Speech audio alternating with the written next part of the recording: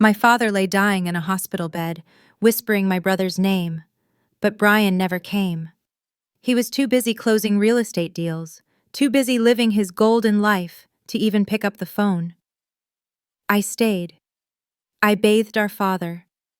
I held his hand when he took his last breath. And then, after the funeral, I found out Brian had stolen everything. While I was wiping blood off our father's sheets, he left Dad to die. So I left him something too, something he'd never see coming. If you've ever been the one who stayed while others walked away, this story is for you. Don't forget to like, share, or drop a comment if you've ever carried the weight others refuse to lift. Your voice matters here. My name is Emma Carlisle, and I've always been the one holding things together, quietly, without applause. Our family wasn't perfect, but we tried.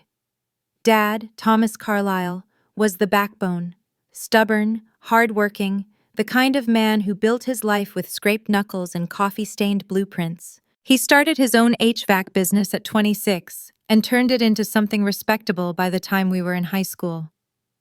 Brian, my older brother, was the golden child. He had the looks, the charm, the confidence.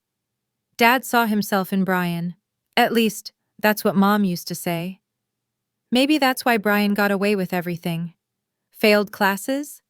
Dad blamed the teachers. Crashed the car? Boys will be boys. But when I brought home straight A's or skipped prom to take my weekend CNA shifts, well, that was just expected. Still, I never felt bitter about it. Not really. I figured love looked different for each of us. But life has a way of showing you who people truly are when things fall apart. The accident happened on a rainy Tuesday in March.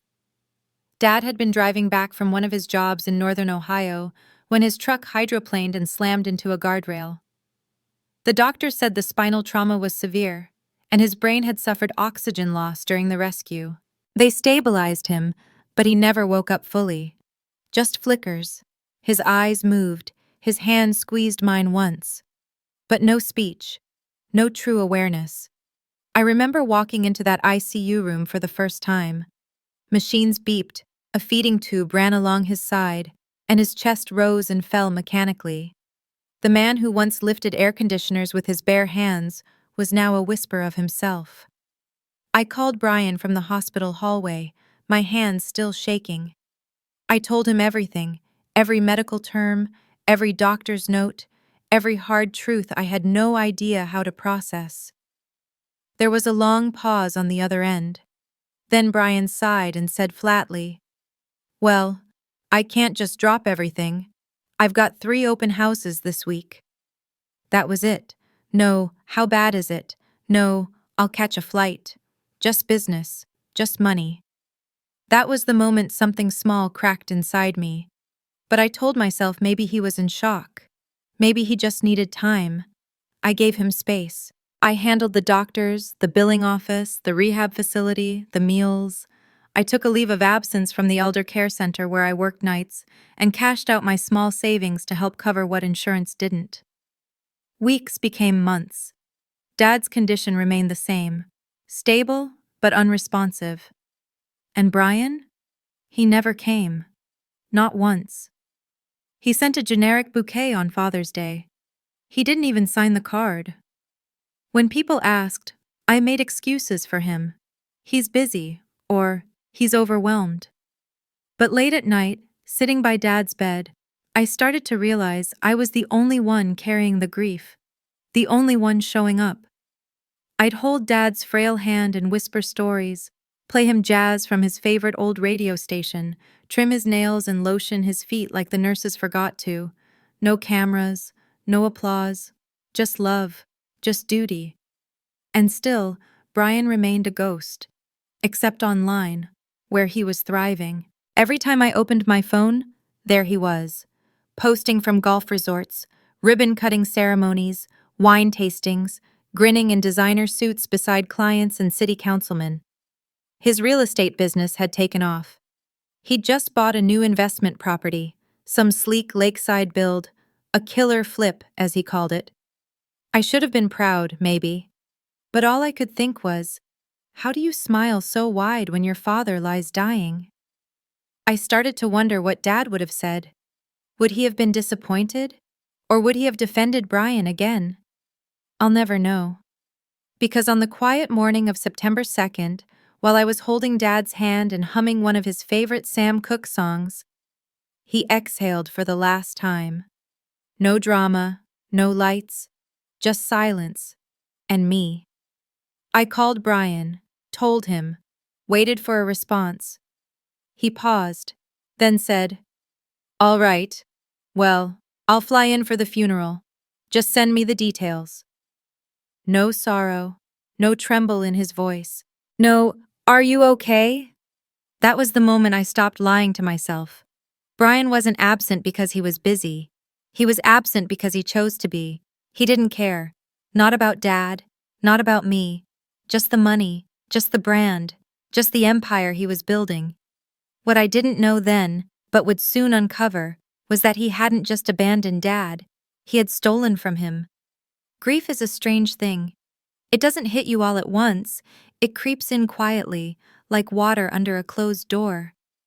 The days after Dad's death were a blur of calls, papers, forms, casseroles from kind neighbors I barely remembered. The funeral was small, somber. A few of Dad's old work buddies came by, some of his clients from decades ago. People told stories about how he never overcharged, how he once fixed an elderly couple's furnace for free during a blizzard. I stood there, nodding, shaking hands, my body hollow and still. Brian showed up late. He wore a navy blue suit, the expensive kind with subtle pinstripes. He had a tan, fresh from some trip to Arizona or California. I didn't ask. He hugged me stiffly, as if it were obligatory. His wife Nicole didn't come. Too emotional for her, he said. Then he checked his phone during the eulogy. I didn't say anything. Not yet. But I was watching. The first real crack appeared when I met with the estate attorney 2 weeks later. We were going over the basics. Dad hadn't had much. The house was paid off, but old. The business had been sold off when his back gave out 3 years ago. A small life insurance policy, a modest retirement fund. And then the attorney asked, "Do you want me to request a freeze on the secondary account?" I blinked. "What secondary account?" He tilted his glasses. "The joint fund, Thomas and Brian Carlyle. It was originally set up in 2016, designated for emergency medical care and long-term housing, according to this clause." "You didn't know?" I stared at the paperwork. My hands felt numb. "No, I didn't know." He pulled up the bank statement, one I hadn't seen, because the statements were going paperless and going only to Brian's email. Over the past 9 months, large withdrawals had been made in uneven amounts. 20,000 here, 10,000 there. 1 month, 45,000. My throat tightened. "Where did it go?" "Not sure," the attorney said. "But it wasn't used on your father's medical bills. The hospital invoices show all charges went to his Medicare and your personal payments." That night, I didn't sleep. I sat in the dark with Dad's urn on the shelf and my laptop glowing like a wound in the night. I started pulling every digital thread I could find. Brian had used that joint account to fund multiple real estate purchases, quietly, under shell LLCs registered in other names, but traced to his IP and business filings. He'd pulled the money while Dad lay unconscious, and I was spending every penny I had on gas, on prescriptions, on adult diapers. He hadn't just abandoned our father, he had stolen from him while he was dying. That discovery did something to me. I didn't scream, I didn't cry. I just sat there, cold, still, calculating. For the first time in my life, I stopped making excuses for Brian. For the first time, I allowed myself to feel rage. Not just for me, but for Dad. Because what Brian had done wasn't just selfish. It was criminal. And I wasn't going to let it stay buried. But I had to be smart. Brian had money, lawyers, a polished public image. If I came at him angry and loud, he'd bury me under legal jargon and defamation threats. He'd call me emotional, unstable, grieving. I'd seen him do it to competitors. So instead, I chose to become quiet. Very, very quiet. I started by calling him. Casual, polite. I told him I'd been thinking, that maybe I had been too harsh, that we should heal together. I played the dutiful sister. I didn't bring up the money, not yet. Brian, of course, took the bait. He started talking more. I encouraged it. I asked about his properties. How do you juggle so many? I asked. You're amazing at this. He laughed, smug. It's all about liquidity, he said. Having access to funds at the right time. Timing is everything. Every call, I recorded. Legally, in Ohio, one-party consent meant I didn't have to tell him. Every voice message, every offhand brag, every careless slip, I saved them all. I contacted an old friend from high school, Lindsay, who now worked in real estate compliance. I told her I was concerned about some paperwork I saw on a deal Brian had made. She agreed to look into it, no questions asked. What she found made her go pale. Emma, she said quietly. He forged a healthcare power of attorney. This document? Your dad never signed this. The date is off, and look here. The witness signature is from someone who moved out of state 2 years ago. I stared at the screen. My breath caught. So, what does that mean legally? It means he withdrew funds under fraudulent pretenses. That's financial abuse of an incapacitated adult. It's a felony. A felony. I sat with that word like it was a loaded weapon, because now I knew I had a choice. I could go to the police, or I could make Brian's perfect little world implode in a way that no lawyer could stop. Because the court system? It takes time. But shame? Shame is instant. And Brian had built his empire on the illusion of integrity, of being the family man, the self-made mogul, the boy who honored his father's legacy. What would happen if I showed the world who he really was? I started with his voice. That smooth, rehearsed tone Brian used in every meeting, every podcast, every smug client lunch. It was the sound of a man who'd never been told no and never imagined consequences. He loved to talk, especially when he thought no one was judging him. I sifted through hours of recorded calls, clipping the most damning pieces. I didn't need everything, just a few key phrases. The old man wasn't going to use that money anyway. It's not like he knew what was happening. He was practically a vegetable. Once the paperwork's in my name, it's mine. Doesn't matter how I got it. Click, saved, labeled. Each clip felt like loading a bullet. But audio alone wouldn't be enough. Brian knew how to spin words. I needed patterns, paper trails, proof. So I went to work on what I did best, details. I combed through county property records, tax filings, business registration databases. Every home he'd bought using that stolen money had to be tied to something. An LLC, a shell name, a deed transfer. With Lindsay's help, I traced 6 different properties all linked to the original joint fund account, and each one had gaps, missing disclosures, forged notary stamps, inconsistent signatures. I compiled a timeline. March 9th, withdrawal from the joint account. March 11th, property acquired under Carlisle Holdings LLC. March 12th, Brian posted a photo of the killer flip on Instagram. I backed it all up. Cloud drive, flash drive, printed copies locked in a fireproof box. I wasn't taking any chances. But the real trap? That would come from Brian himself. I called him one afternoon, pretending to be flustered and overwhelmed. I've just been thinking about Dad, you know? How hard all of this has been. How maybe you were right to focus on work.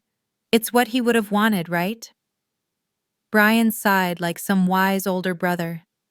Exactly. You can't drown in grief, Em. You have to pivot, like I did. You pivoted so fast, I said, laughing softly. I don't know how you kept it all together. All the investments. Did you plan it all ahead of time? Most of it, he said, like a confession. Let's just say I had a head start. I recorded every word. Then I suggested we meet for lunch, somewhere public, somewhere upscale. He chose a sleek fusion restaurant near the lake. White tablecloths, glass walls, waiters who whisper. I wore a soft gray blouse and no makeup, played the part of the sweet, fragile sister trying to move on. Brian talked the whole time, about markets, renovations, how he might branch into hospitality soon. I smiled, nodded, asked gentle questions. Toward dessert, I said casually, "You know, I've been thinking about doing something with Dad's name, like a scholarship fund or a small memorial." Brian shrugged. "Sure, whatever helps you process." Then he leaned in. "Just don't go digging into the estate stuff too much. Dad didn't exactly have things organized. Last thing you want is to get buried in red tape." I smiled sweetly. Of course, you're right. He had no idea he'd just given me the final piece I needed. After lunch, I went straight to a friend of mine, Jules, who worked as a freelance digital editor. She specialized in turning raw evidence into polished narratives. I handed her everything: audio files, PDFs, screen captures, the forged power of attorney. "I don't want this to go to court," I told her. "I want it to go viral." Jules raised an eyebrow. "You sure?" I nodded. "I want him exposed, not just punished. I want him ruined by his own words." She gave a slow smile. "Then we're going to need a killer hook." We spent the next week building a video, just under 3 minutes. It opened with my dad's photo and a soft piano track. Then Brian's voice over it, callous and unfiltered. The old man was practically a vegetable. Cut to bank statements, property deeds, a close-up of the forged signature. Then, finally, the punchline. A split screen of Brian shaking hands at a ribbon-cutting ceremony while my father lay dying, tubes in his nose, a heart monitor beeping faintly. No screaming, no angry monologue, just facts. His voice, my father's silence. It wasn't revenge, not yet, but it was the beginning, and I was just getting started. The video went live on a Tuesday morning. No announcement, no tags, just a quiet upload to a shared community page dedicated to elder care justice, one followed by nurses, caregivers, and a few local advocacy groups. Jules and I let it sit there, like bait in still water. At first, nothing happened. Then a retired hospice nurse shared it with the caption, "This is why power of attorney laws need stronger oversight. Heartbreaking." Within 2 hours, it had 5,000 views. By lunch, it hit 40,000. By nightfall, people were furious. The comment section turned into a wildfire. "He stole from his dying father? This guy sells homes? I wouldn't let him near a lemonade stand." "Someone get this to the state attorney's office." By Wednesday morning, 2 local news outlets had reached out. By Thursday, a prominent real estate ethics watchdog picked it up and named him Brian Carlisle. There it was, his golden name, etched on signs all over town, now dripping with scandal. He called me late Thursday night, voice tight and angry. "Emma, what the hell is going on?"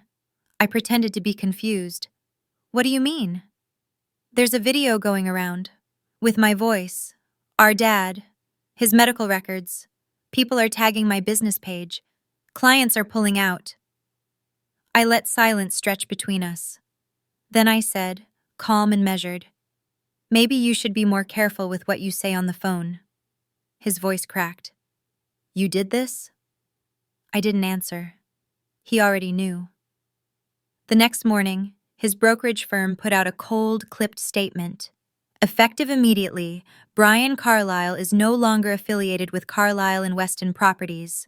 They didn't offer support. They didn't say goodbye.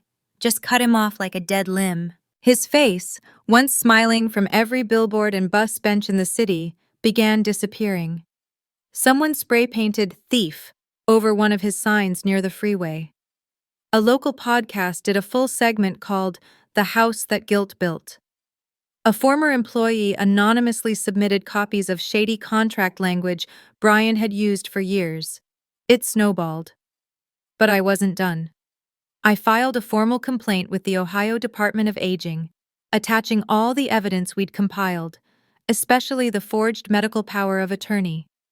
They opened a case, quietly, efficiently. I also sent a discreet packet to one of Brian's biggest investors, a retired judge who'd poured hundreds of thousands into Brian's development company. Inside were notarized documents, transaction histories, and the audio clip of Brian referring to Dad as a vegetable. I didn't need to include a letter. The evidence spoke for itself. Within a week, that investor pulled all his funding. The development stalled. Contractors walked off the job. Subcontractors began asking if they were about to lose their pay. Brian's empire, once untouchable, started cracking at the foundation. And still, he didn't apologize. He called again, voice now desperate. "Why are you doing this? You're ruining my life!" I finally spoke what I'd been holding in for months. "You left our father to die. You stole from him while I was feeding him mashed bananas and wiping his mouth. And now? Now you want to play the victim?" He was silent, just breathing. "You don't get to walk away clean, Brian. Not this time." Click. I blocked his number, but the world didn't. The video passed 2 million views by the end of the week. New hashtags emerged. Justice for Thomas Carlyle. Family doesn't mean free money.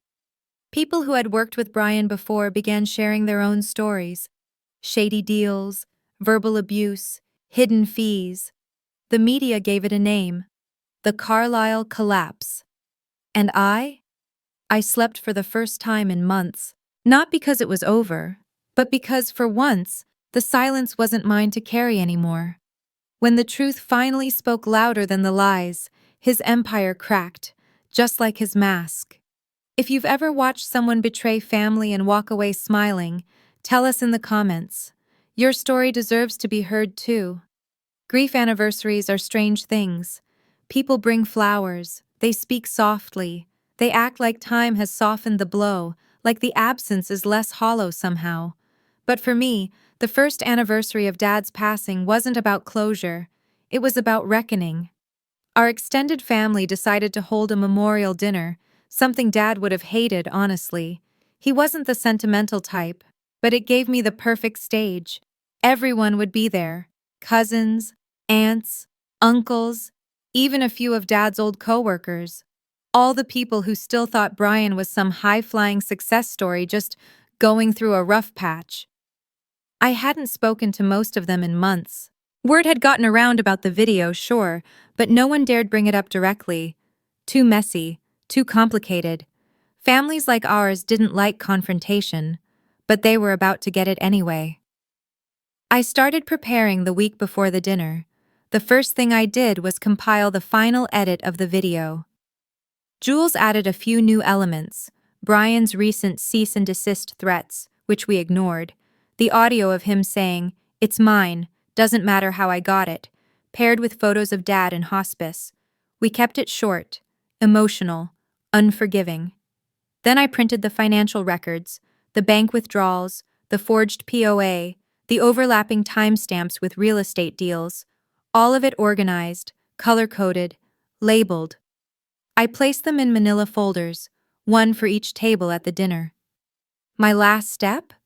A simple note, handwritten, to each relative in attendance. "You always said you loved Dad like a brother, a mentor, a friend. You deserve to know the truth about how he was treated in the end." I booked the private room at the restaurant, a casual Italian place Dad used to like when Mom was still alive. Nothing fancy, big portions, cheap wine. It felt poetic. When I told Brian about the gathering, I made it sound like a gesture of peace. "It's time we put everything behind us," I said over the phone, keeping my voice warm. "For Dad's memory." He took the bait again, like he always did when he thought he was still in control. "Finally," he muttered, "you're coming to your senses." He had no idea I'd already sent the full report to a local investigative reporter, or that 2 news crews would be waiting just outside the restaurant's front door. He had no idea what was about to hit him. But I did. And for the first time in over a year, I felt something close to calm. Not peace, not yet, but focus. Sharp and steady, like a scalpel before the first cut. The day of the dinner, I wore black, not for mourning, but for clarity. My hair was pulled back, no makeup. I didn't want to look strong or broken. I wanted to look true. Brian arrived 5 minutes late, as usual, in a tailored jacket and designer loafers. He smiled at everyone like he owned the room. He didn't notice the folders. He didn't notice the USB drive plugged into the projector. He didn't notice the silence when I stood up. But he was about to, because I wasn't here to make peace. I was here to set fire to the story he'd been telling all year. And finally, tell the truth. Brian had no idea what was coming. The first anniversary of their father's death fell on a gray Sunday in early November. The family had gathered in the old house where Emma now lived, a modest but warm space filled with framed memories and her father's favorite jazz records playing softly in the background. Brian arrived late, dressed in a sleek blazer and designer shoes, his fiancée clinging to his arm. He smiled like nothing had ever happened, exchanging shallow hugs and smug comments about his upcoming big development deal out west. Emma didn't flinch. She had planned every second of this moment. After lunch, when everyone moved to the living room to share memories, Emma stood up. "I'd like to play something," she said gently. "A little tribute to Dad." She walked over to the TV, inserted a USB drive, and pressed play. At first, the screen showed old photos, her father as a young man, smiling with his arm around a baby Emma, family vacations, Sunday barbecues. A quiet nostalgia swept through the room. Then the screen cut to a video clip. Brian's voice filled the room. "If he dies, that's the best-case scenario for me. I've got too much riding on this land deal to babysit a corpse." Gasps rippled through the room. "What the hell is this?" Brian stood, his face paling. Emma didn't answer. The next clip showed Brian bragging on a recorded phone call about how he used their father's joint account to reallocate some resources before the old man croaked. "This investment will double by spring. Once I rezone the lot, it's mine, no strings." Silence fell like a hammer. Emma stepped forward. "He said he was too busy to help Dad, too busy to visit, but he wasn't too busy to drain Dad's savings and hide the deeds in shell companies under his fiancée's name." She held up printed documents and placed them on the coffee table one by one. Withdrawal slips, deed transfers, corporate registration records, all tied to Brian. "And this," she said, holding up one last piece of paper, "is the email he sent to a contractor 2 days before Dad died, telling them the house could be cleared by the end of the month." Brian stammered. "You can't prove anything. This is manipulation." "No, Brian," Emma said calmly. "This is your voice, your signature, your greed, and everyone here deserves to know it." His fiancée stepped away from him. A cousin muttered, "Jesus, Brian." Then Aunt Lizzie, who had helped raise them after their mother passed, stood up and said, "Your father trusted you with everything, and you used that trust to fund your lifestyle. I hope you rot in whatever condo you built on that betrayal." Brian stormed out, pushing past guests, his face red with fury and humiliation. What he didn't know yet, what Emma had already done, was far worse than public shame. As the room fell into stunned murmurs and whispers, Emma sent a single email from her phone. In it was everything she had shown, the evidence, the recordings, the documents, all forwarded to the Financial Crimes Unit and the State Attorney's Office. Her revenge wasn't just personal, it was legal, and it was only beginning. The fallout came swiftly. A week after the confrontation at the dinner, Sharon received a formal notice from the probate court. Olivia had filed an official motion to contest the will, armed with the audio recording, the original scanned letter from James, and an affidavit from the family lawyer confirming its legitimacy. The evidence was damning. There were no loopholes to slither through this time. Sharon, for once, didn't strut into court with her signature smug grin. She sat small in her seat, lips pursed tight, eyes darting nervously behind dark sunglasses. Gone was the woman who used to dismiss Olivia with a wave or a condescending laugh. Now she was facing public humiliation, not just from Olivia, but from the entire family and community. The courtroom was filled with whispers.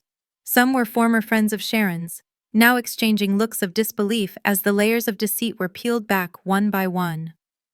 The judge didn't need long. In a decisive tone, he ruled in Olivia's favor.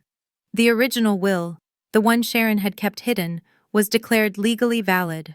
Sharon's version was disqualified, its fraudulent nature exposed by inconsistencies in the notary stamps and witness dates. The house was returned to Olivia's name, along with the savings account James had set aside for her son's education. Sharon was left with a single car and her personal jewelry. The rest of the assets were placed into a trust for Olivia's son, just as James had intended. Outside the courthouse, Olivia didn't celebrate. She didn't shout. She simply stood still, face lifted to the sky for a moment, breathing in the clarity of long-awaited justice. Her sister, her husband, even James's old fishing buddy came over to embrace her.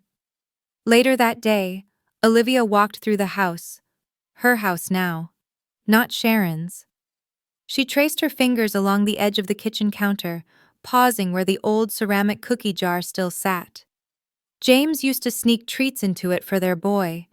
Memories flooded in, not with pain this time, but peace. The first thing she did was box up every item Sharon had added to the home. The grotesque paintings, the glass sculptures, the tacky gold fixtures. Gone. Donated. Sold. Erased. She painted the living room a soft shade of blue, a fresh start, not just in color, but in spirit. She reinstated James's old study, turning it into a quiet sanctuary for herself and her son. The shelves, once stripped bare, were now lined again with family albums, fishing trophies, and the books James loved, restored piece by piece. But the most powerful act of all wasn't legal or material. It came one morning when Sharon called her. Olivia didn't answer. She let the phone ring out. No bitterness, no rage, just silence. Sharon would never again have access to her or her son. That was the new boundary, ironclad. Olivia didn't need to scream. She didn't need revenge speeches. She had already won, and she knew it. From that moment on, Sharon was simply irrelevant. In the weeks that followed the public scandal, the community around Olivia shifted. Where once there had been cautious nods and polite indifference, there was now warmth, recognition, and in some cases, quiet apologies. People began reaching out, not just with sympathy, but with a newfound respect. She didn't revel in Richard's disgrace. That wasn't who she was. But she also didn't carry the weight of protecting his reputation anymore. That weight had shattered the day he denied her son's existence. Josh, surprisingly, handled the exposure better than she expected. Olivia sat him down one evening, the fire crackling behind them, and explained everything. Her life before him, the man who fathered him, the choices she made to keep him safe. Josh listened quietly, his gaze never leaving hers. "Am I okay?" he asked softly. "You're more than okay," Olivia said, brushing his hair back. "You're the reason I survived. You saved me, Josh." He hugged her tighter than ever before, and in that moment, something released in her. Grief, shame, fear. It all melted into something cleaner, something lighter. With the inheritance secured for Josh and the legal matters tied off cleanly, Olivia did something she hadn't done in years. She took a breath without planning 10 steps ahead. No threats, no secrets, just Breath. One sunny afternoon, she revisited the cabin where she had once stayed when she ran from Richard's world. It had been untouched, hidden in the trees, waiting like a loyal friend. She took Josh with her, now a teenager with an artist's soul and a quick, kind wit. They painted the walls together, replacing old memories with new ones. Josh hung his sketches near the windows. Olivia planted lavender along the front steps. She started writing again, not business memos, not strategic plans, but stories. Stories about resilience, forgiveness, betrayal, and most of all, truth. And when her book of essays quietly published a year later under a pen name, it found its way onto shelves and into hearts. Not because it was sensational, but because it was real. She still got questions sometimes. Rumors swirled about Richard's fall, about the mysterious woman who'd triggered it. But Olivia no longer needed to explain. The people who mattered knew the truth. Richard, after resigning, faded into the background of the financial world. A few die-hard loyalists defended him, but most saw through him. His second marriage quietly collapsed. The empire he built remained standing, but it no longer bore his name. Olivia never spoke to him again, not out of bitterness, but because some chapters aren't meant to be reopened. Her home now was filled with light and color and laughter, the sounds of a life rebuilt. Not perfectly, but authentically. And every now and then, when a storm rolled in, or an old fear whispered in her ear, she'd glance at Josh, at the life they made together, and remember that silence isn't strength. Truth is.